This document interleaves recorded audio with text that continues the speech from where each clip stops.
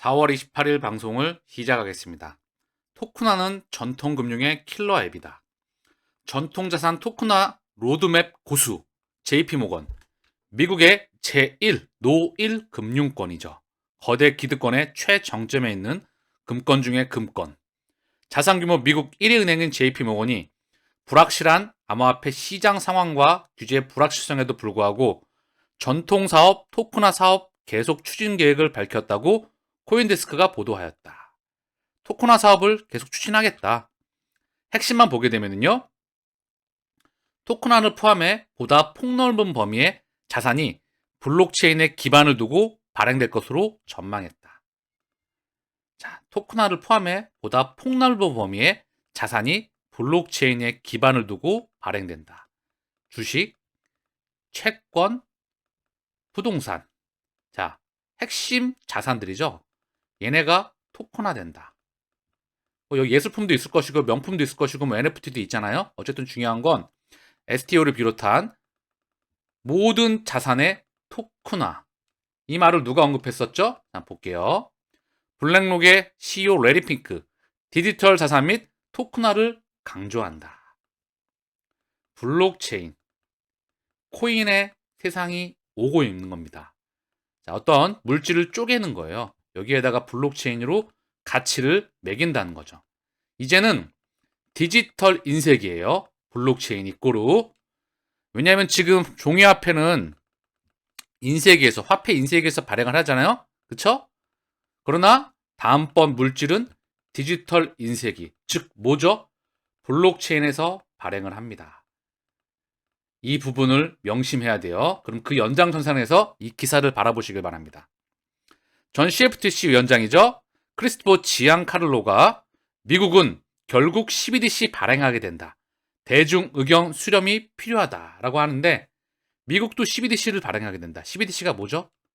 중앙은행이 발행하는 코인입니다. 중앙은행이 발행하는 코인. 중앙은행이 발행하는 블록체인 원장을 기반으로 해서 사실 XRP, CBDC 사설 원장, 그리고 전 세계 상호 운용성을 기반으로 해서 서로 다른 플랫폼, 대한민국은 카카오 자회사인 그라운드 X, 그 기반으로 해서 CBDC를 발행하게 되죠. 전 세계 다른 블록체인에서 CBDC가 발행하게 돼도 중요한 건 중앙은행이 발행하는 거죠. 그리고 나서 얘네가 하나로 엮여집니다. 자, 이게 다 같은 말이에요. 왜 블록체인이 4차 산업의 첫 번째 심장, 인공지능과 두 가지 심장을 양분하는지, 물질의 파동이 왜 이쪽으로 오고 있는지 지금 답안지를 대중에게 알려주고 있다는 거죠. 다만 우리는 이제 그 부분을 인지해야 된다는 거죠. 우리가 좋든 싫든 미국이 주도하든 다른 국가의 딜을 따르게 되든 세계는 CBDC와 스테이블 코인을 갖게 될 것이다. 제가 100%란 말을 가끔 쓰잖아요. 100%. 제가 자주 쓰는 단어는요. 99, 98, 95 확률적으로 아주 높을 때 이 단어를 쓰거든요. 근데 100이라는 말을 쓰는 거는요. 이거는 진짜 아무 때나 쓰는 말이 아니거든요. 미래라는 거는 100%가 없잖아요. 근데 제가 100이란 말을 언급드립니다. 이 세상은 옵니다. 자, 고로 가상자산의 시가총액은 천문학적으로 커진다. 이 유동성이 이 시장으로 흘러 들어오게 된다. CBDC와 스테이블 코인을 기반으로 해서 미친 듯이 흘러 들어오게 된다. 그리고 CBDC 세상에 돌아가게 되면 결국 XRP가 문명의 중심으로 나아가게 된다는 것을 의미합니다. 그래서 문제는 이를 막을 수 있느냐 여부냐가 아니다. 이것은 막을 수가 없다. 중요한 것은 어느 국가가 이를 주도할 것인가이다. 이거는 필터링할 필요가 있겠죠? 이제는 국가 차원이 아니라 범지구적 차원, 그리고 전 세계는 하나의 금융 시스템으로 연결됩니다. 그게 바로 리플 네트워크 스위프트 2.0. 지난 10년 이상을 인프라를 깔아왔죠. 물밑에서. 그리고 리또속을 끊임없이 양산해왔다. 답안지와 미래 그림은 이미 나와 있습니다. 한국은행, 스테이블코인 중앙은행 감시 권한 명시해야. 내용을 보면은요. 한국은행이 27일 발표한 어제죠. 2022년도 지급결제 보고서에서 암호자산에 대한 기본적인 감독 당국이 담당하며 지급 수단으로 활용 가능성이 큰 스테이블 코인에 대한 감독 감시는 중앙은행의 적극적인 역할이 필요하다. 스테이블 코인에 대해서는 중앙은행 감시 권한을 명시하는 동시에 CBDC는 암호자산 규제법에 대한 적용 외외로 명시해야 한다는 것이다. 한국은 소매용 CBDC에 집중하고 있죠. 도매용 CBDC 또한 언급이 되고 있기는 합니다. 그리고 스테이블 코인과 공존할 수가 있겠죠. 자, 그 그림의 연장선상에서 바라볼 수 있길 바라겠고요. 홍콩 증권 선물위 위원장. 자, 홍콩과 지금 중국에서는 계속해서 문호가 열리고 있어요. 5월 암호화폐 거래소 라이센스 제도 지침 공개하였다. 홍콩 증권 선물위원회 위원장이 5월 홍콩 정부는 암호화폐 거래 플랫폼 라이센스 제도와 관련된 지침을 내놓을 것. 자, 5월 홍콩 정부는 암호화폐 거래 플랫폼 라이센스 제도와 관련된 지침을 내놓을 것이다. 규제에 대한 부분, 홍콩이 나온다는 건 중국이 따라온다는 거죠. 즉 중국이 지금 의도적으로 가고 있는 거다. 그 규격안이 먼저 나온다. 그 부분이죠. 이미 유럽에서는 세계 최초의 코인 규제 법안이 나왔습니다. 그리고 이제 중국 또한 나온다. 미국 또한 그 부분에 나올 수 있는 연장선선이 계속 복수의 미디어를 통해서 언급이 되고 있죠. 미 SEC위원, 크립토맘이죠. 헤스터 피어스. 리플 소송전은 SEC의 관할권 확대 욕심이 불러온 결과이다. 관할권 확대를 위한 SEC의 욕심이 리플과의 소송이라는 결과를 초래했다. 특정 영역에 깃발을 꽂는 방법 중 하나는 바로 집행 조치를 취하는 것이다. 이 같은 관행의 가장 큰 문제는 명확한 규제는 제공하지 못하면서 해당 영역을 사각지대에 방치하게 두게 된다는 점이다. SEC는 규제 기관으로서 임무를 충실히 이행하고 있지 않은 셈이라고 강조했다. 현 SEC 위원이 언급하고 있는 부분이죠. 그러나 제 기준에서 뭘로 보인다? 시간 끌기로밖에 안 보입니다. 시간을 끈다. 그리고 중요한 건 그들이 시기를 정하겠죠. 그 시기가 머지않아 보입니다. 4월, 5월, 6월 그 기준점이 되겠죠. 흔히 5월 6일 그 말이 많이 나오고 있죠. 차분하게 지켜볼 수 있도록 하고요. 자, 코인베이스의 CEO인 브라이언 암스트롱. SEC 집행 조치는 국가 이익에 반하는 결정이다. 법적 대응이 준비됐다. 코인베이스의 CEO로 최고 법률 책임자입니다. 리플로 해당하면 스튜어트 알드로티에 해당하는 인물이죠. 법적 대응이 준비가 됐다. 중요한 건 명확한 규제안이 나오지 않은 상태에서 무조건 조치를 때려버리는 SEC. 그러나 제 기준에서는 그들 간의 시간 조율로 보이는 것밖에 안 보입니다. 게리 기슬러 SEC 위원장, 코인베이스의 반격. 거래소들 명백하게 증권 마케팅 판매한다 라고 말을 하고 있지만 아무것도 준비가 되지 않은 상황에서 명확한 규제는 제공하고 있지 않으면서 바로 규제를 때려버린다는 거죠. 즉, 이 부분 또한 시간 끈다. 시간을 끌어서 결국 그들의 시계추를 맞춰 나가겠죠. 자, 홍콩에서 비트코인, 이더리움, 비증권형 토큰 분류 전망한다. 중요한 소식이 나오고 있죠. 비트코인과 이더리움이 홍콩에서 비증권형 토큰으로 분류 전망된다. 자, 그 규제안에 대한 부분이 먼저 치고 나가는 거죠. 이유와 함께, 즉 미국 또한 시차를 두고 따라올 수밖에 없겠죠. 홍콩 통화당국이 암호화폐, 스테이블코인 협의 보고서를 발간하면서 규제 수립 계획을 구체화하고 있는 가운데 홍콩에서 비트코인과 이더리움이 비증권형 토큰으로 분류될 전망이다. 중국이 열린다. 유럽도 규제안이 나왔다. 자, 그리고 각국이 현재 그 상황을 모니터링하면서 차츰차츰 들어오고 있다. 미국 또한 들어올 수밖에 없다. 그리고 전 세계는 하나로 연결된다. 저스틴 선이 홍콩에서 트론 기반 스테이블 코인 출시 암시 트윗을 했어요. 자, 이게 다 따라온다는 거죠. 저스틴 선, 트론 창업자가 방금 전 자신의 트위터를 통해 홍콩에서 트론 기반 스테이블 출시 가능성을 암시하는 트윗을 업로드했다. 해당 트윗에서 그는 트론 기반 홍콩 스테이블 코인이 곧 출시되라고 말했다. 중국이 열린다. 코인 시장에 대한 폭등이 예정돼 있다. 우크라이나 합의 또한 나올 수 있는 흐름이 예측이 되고 있다. 가까워져 가고 있다. 그리고 미국의 금리 인상 중단 또한 따라온다. 리플과 SEC 소송, 비트코인 현물 ETF 또한 같이 따라온다. 이게 2023년의 방향성입니다.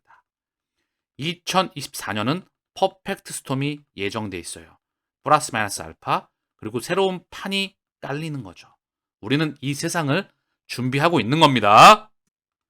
위안화 파워, 중국 대외 결제에서 달러 첫 추월, 3월 위안화 결제 비중이 48%, 달러는 47%로 하락.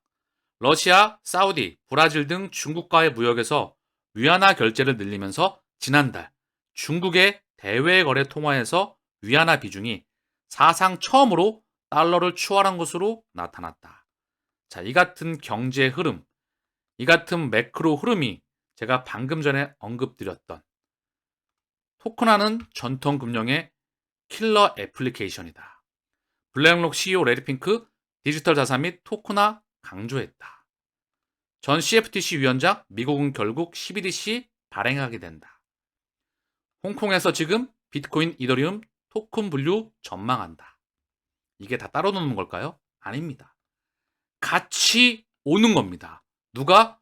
전 세계의 주인장, 달러와 유로화의 주인이었던 애들이 에너지의 파동을 이쪽으로 보내면서 전 세계 원 금융 시스템을 만들고 있는 거예요.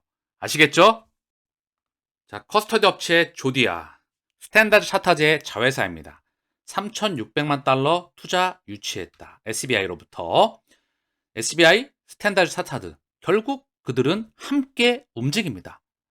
SBI 홀딩스와 SC 벤처스로부터 3,600만 달러의 규모의 자금을 유치했다.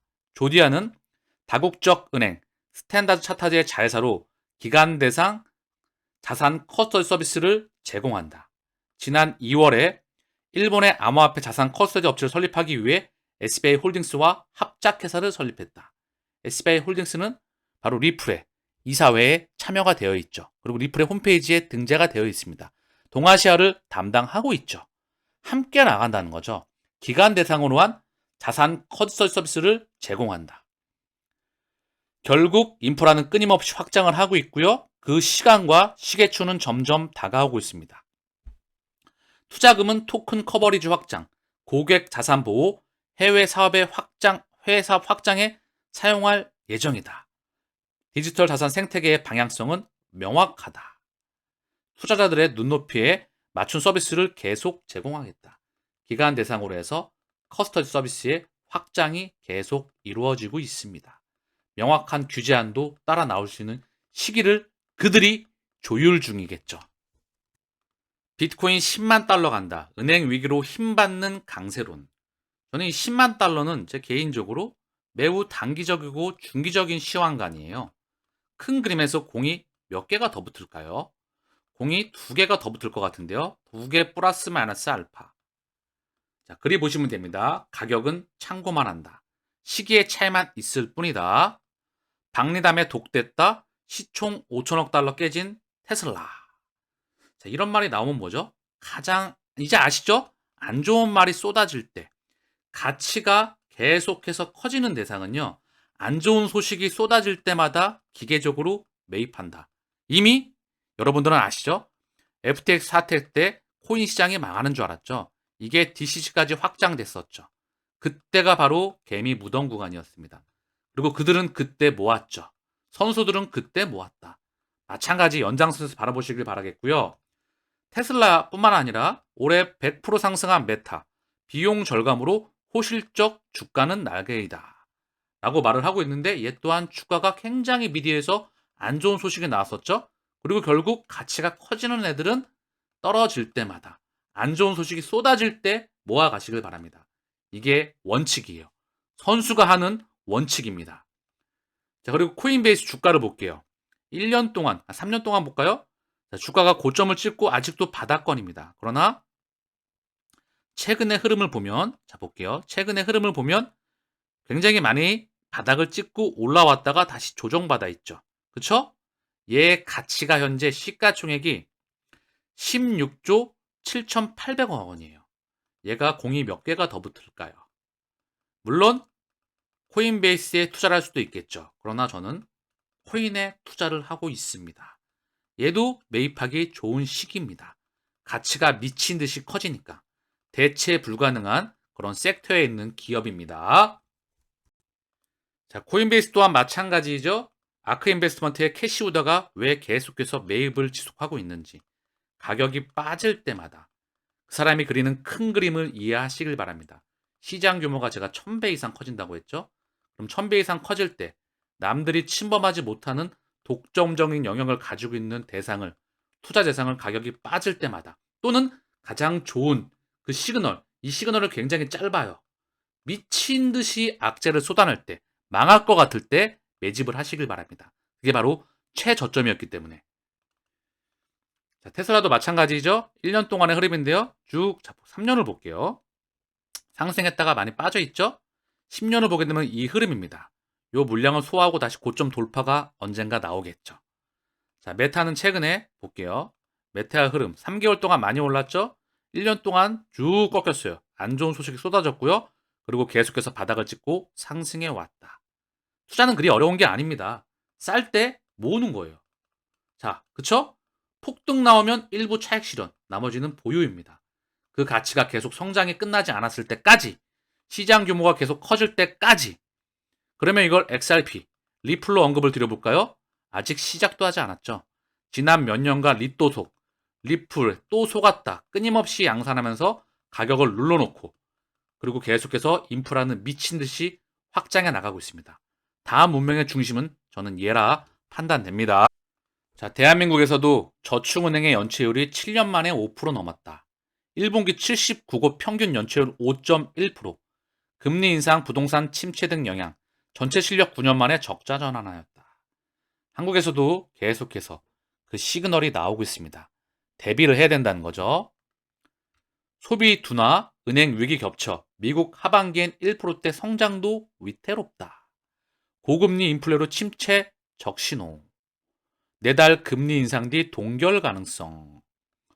금리 동결이 나오게 되면 며칠 남지가 않았죠. 시장은 환호할 수가 있다. 그 부분은 우크라이나. 바로 일시적인 협의와 맞물려서 진행될 확률이 무척 높죠. 바로 연장선상에 있는 겁니다. 시차를 두고. 그리고 미국에 힘을 빼고 있다는 거죠. 누가? 바로 그들이 미국을 통해서 지난 100년간 세상을 지배해 왔죠. 이 힘을, 에너지의 파동을 분산을 시키는 겁니다. 신흥국으로 중국을 기점으로 해서 확장을 시켜나간다. 그리고 전 세계는 결국 금융에 대한 원 시스템, 그 부분으로 가는 겁니다. 인플레 곧 완화될 것. 글로벌 경제 코로나 전 수준 회복 당분간 어려워. 코로나 전과 이후로 다른 나라의 세상으로 갔죠. 제가 언급드리고 싶은 건 대량 생산 체제를 끝나는 겁니다. 인플레가 곧 완화된다? 이건 우크라이나 합의가 나오면 그냥 끝나는 거예요. 이미 원자재 가격이 많이 꺾여 있죠. 그쵸? 그리고 미국의 금리 이슈는 제 기준으로는 이미 끝났다. 그 부분을 여러 번 말씀드려 왔습니다. 코로나 이후는 뭐죠? 디지털, 메타, 가상경제, 4차 산업, 그리고 실물 경제와 얘네들을 연결시켜서 이들은 공존하게 되는 세상, 그리고 메타와 우주로 확장한다. 그 부분으로 바라보시길 저는 바랍니다. 그래야 통찰력이 커져요. 자, 한국의 원달러 가치 한번 먼저 볼까요? 원달러 환율을 보게 되면은 1339원, 그죠? 1340원에 육박하죠. 3개월치인데 계속해서 상승했죠. 즉, 원화 가치가 계속 약세였다는 거예요. 반면 달러 가치는 3개월 동안 계속해서 떨어졌었어요. 달러의 약세폭이었는데 달러의 약세폭보다 원화의 약세폭이 더 가팔랐다는 겁니다. 그 말은 뭐죠? 한국 경제, 이런 환율을 볼 때는 금융과 실물 경제를 같이 봐야 되거든요. 이 실물 경제가 그다지 좋지 못해요. 대한민국 증시를 바라보는 데 있어서 핵심은 뭐냐 하면 원달러 환율과 삼성전자의 실적입니다. 삼성전자의 실적은 이때까지 바로 반도체, 지난번에 언급을 드렸죠? 반도체, 모바일, 디스플레이, 가전이다. 디스플레이, 가전은 합쳐봐야 10% 플러스 마이너스 알파. 반도체와 모바일이 90%를 담당합니다. 이 중 반도체가 굉장히 많이 힘들었기 때문에, 그렇기 때문에 이 환율에 또한 안 좋은 영향을 미쳤죠. 자, 그러면 대한민국 증시의 반등, 그리고 더불어서 한국 원화의 가치의 반등, 그리고 여러 가지 연준의 금리 인상 중단과 매크로 이슈와 맞물리겠죠. 그러나 중요한 건 14년 만에 최악 적자에도 삼성전자 17조 역대급 투자한다. 선제 투자로 초격차 유지한다. 시설 투자 이어가는 삼성. 3분기 D램, 4분기 낸드 부활, 삼성 반등 시간표 다시 짰다. D램 가격에 대한, 반도체 가격에 대한 반등이 있어야 되죠. 낸드도 중요하지만 압도적으로 중요한 건 D램 가격입니다. 얘가 삼성전자의 실적을 좌우해요. 얘는 곧 뭐죠? 대한민국 실적의 바로미터입니다. 한눈에 대한민국의 경제의 실적 파이가 보일 거라 생각을 합니다. 자, 비트코인의 가격이 3,927만 원. 자, 4천만 원 돌파가 곧 있으면 나올 것 같죠. 돌파 직전이죠. 요걸 또 두들길 겁니다. 그리고 열리겠죠. 그리고 이제 알트코인은 상대적으로 부진했었습니다. 본격적으로 탐욕의 시간이 다가오고 있다, 저는 그리 생각을 합니다. 2023년은 그래야 아구가, 그래야 톱니바퀴가 맞으니까. 이더리움은 254만 원. 자, 고점을 찍고 단기적으로 고점을 딱 찍고 물량 소화하고 현재 요 가격대에 있어요. 요것 또한 돌파가 나오겠죠. XRP는 622원. 얘는 소송에 대한 명확성과 방향성이 나와야 됩니다. 단기적으로, 중기적으로. 그러나 장기적으로는 이미 결정 나 있다. 저는 그리 생각을 합니다. 오늘 방송은 여기서 마치겠습니다.